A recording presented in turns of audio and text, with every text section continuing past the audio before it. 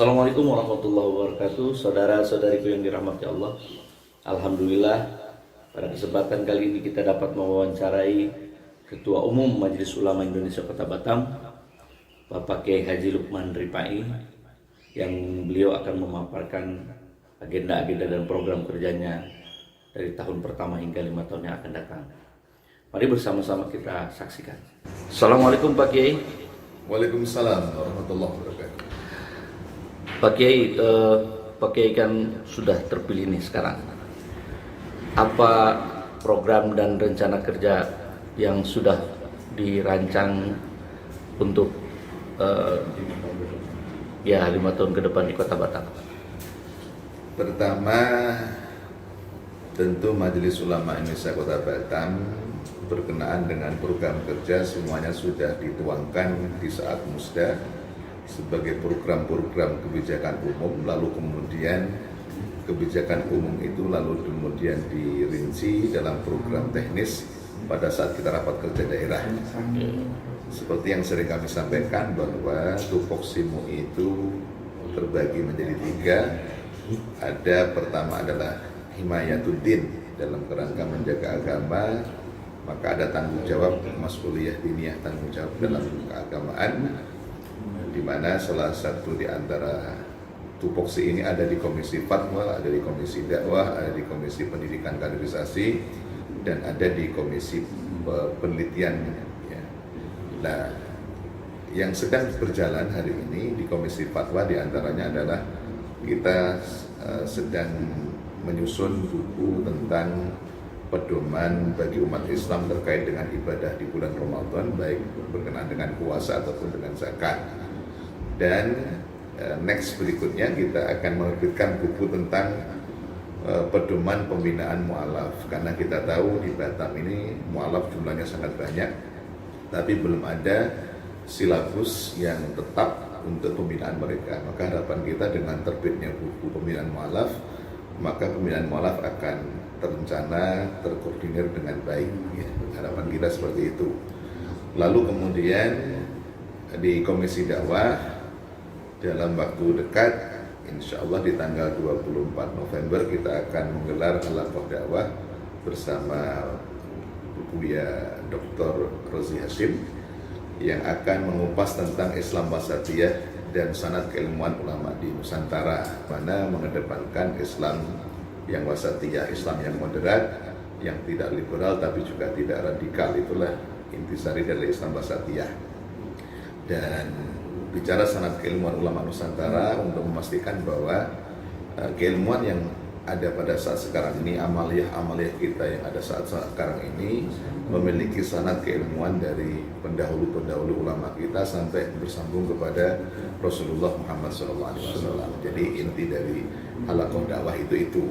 Lalu kemudian di sesi berikutnya insya Allah di Komisi Dakwah juga akan kita safari dakwah ke pulau-pulau di hinterland, menggandeng dengan beberapa basnas dan las yang ada di Kota Batam. Komisi dakwah di tahun 2022 harapan kita juga bisa menerbitkan buku materi khutbah Jumat untuk para mubaligh di Kota Batam.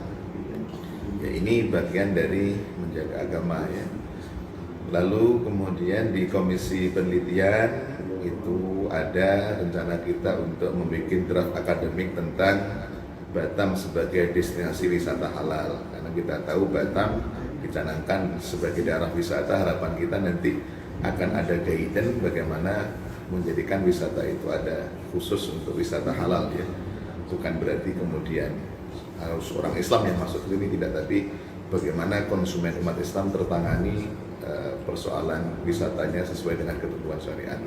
Lalu kemudian juga kita ingin di Komisi Pendidikan dan Kaderisasi akan ada rencana kita untuk kaderisasi ulama dengan memberikan mungkin support beasiswa kepada mereka-mereka yang untuk menempuh di tahfidzul Quran ataupun kitab kuning dengan bekerja sama dengan basnas ataupun las yang ada di Kota Batam. Ini satu poin ya, agak panjang ini. Ya, Kemudian yang kedua, dalam kerangka untuk himayatul ummah, menjaga umat, Salah satunya adalah bagaimana menjaga umat itu pada saat mengkonsumsi makanan, minuman, obat-obatan kita pastikan halal.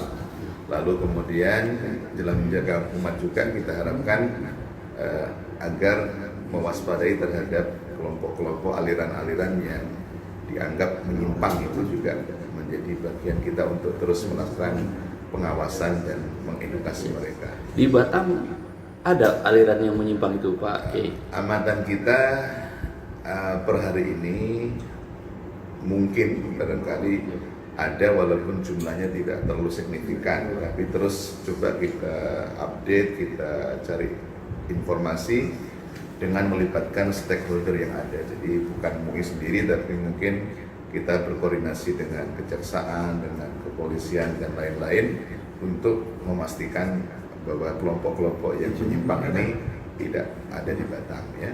Kita harapkan deteksi dini ini harapannya tidak akan memunculkan persoalan di kemudian hari. Ini dalam kerangka, sekali lagi, himayatul ummah, termasuk dalam kerangka menjaga umat ini. Kita juga berusaha, nanti ada di Komisi Pemberdayaan Ekonomi, kita akan adakan pemberdayaan ekonomi umat melalui kewirausahaan.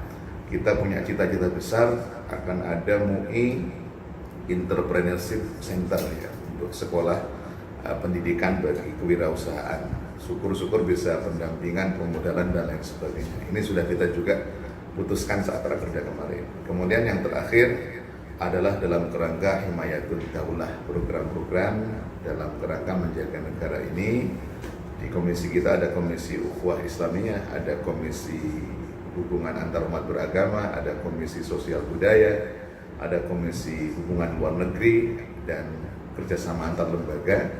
Ini mendapatkan amanah bagaimana menjaga negara kita ini, karena sekali lagi MUI itu adalah shodiqul hukum, merupakan teman baiknya pemerintah.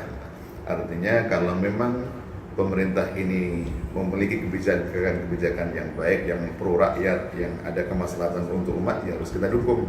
Tapi sekiranya adalah hal yang barangkali kita anggap menimbulkan kemafsadatan untuk umat, ya bagaimana kita luruskan, ya.